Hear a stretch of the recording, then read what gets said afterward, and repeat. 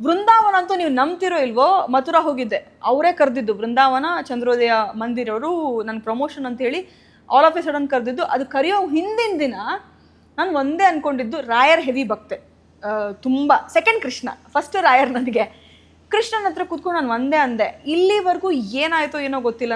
ಆವತ್ತಿನ ದಿನ ನಾನು ಯಾಕೆ ಹೋಗಿ ಕೃಷ್ಣ ಹತ್ರ ಕೂತ್ಕೊಂಡೆ ಅಂತಲೂ ನಂಗೆ ಗೊತ್ತಿಲ್ಲ.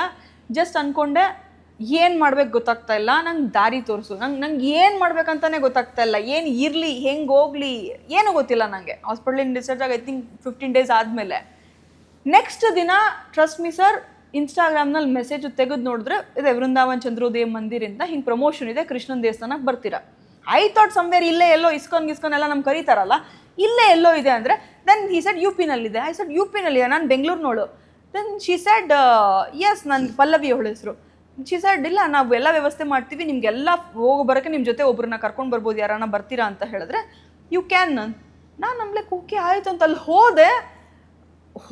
ಅಲ್ಲೂ ಸೇಮ್ ಹೇಳಿದ್ದು, ಸಾಕು ಜೀವನಕ್ಕಂದ್ರೆ ನಾನು ಇಷ್ಟು ಕರ್ಮ ಮಾಡಿದ್ದೀನಿ, ಯಾವ ಜನ್ಮದಲ್ಲಿ ಇಷ್ಟು ಪಾಪ ಮಾಡಿದ್ದೀನಿ ಅಂತ ನನಗೆ ಇಷ್ಟು ಶಿಕ್ಷೆ ಕೊಟ್ಟಿದ್ದೀನಿ, ಎಲ್ಲನೂ ಚಿಕ್ಕ ಚಿಕ್ಕ ವಯಸ್ಸಿನಲ್ಲೇ ಕಳ್ಕೊಂಡು ಏನೂ ಇಲ್ಲ ನಿಂತಿದ್ದೀನಿ.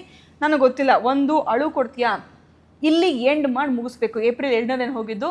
ಏಪ್ರಿಲ್ ಎಂಡ್ ಶುಡ್ ಬಿ ನನ್ನ ಲಾಸ್ಟ್. ನನ್ನ ಕಣ್ಣಲ್ಲಿ ಟಿಯರ್ಸ್, ಇಷ್ಟು ದುಃಖ ಇಟ್ಕೊಂಡು ನಾನು ಹಾಕೋದು. May 1 ನನ್ನ ಲೈಫಿಗೆ ನೀನೇ ಚೇಂಜಸ್ ಕೊಡಬೇಕು, ನೀನೇ ದಾರಿ ತೋರಿಸ್ಬೇಕು.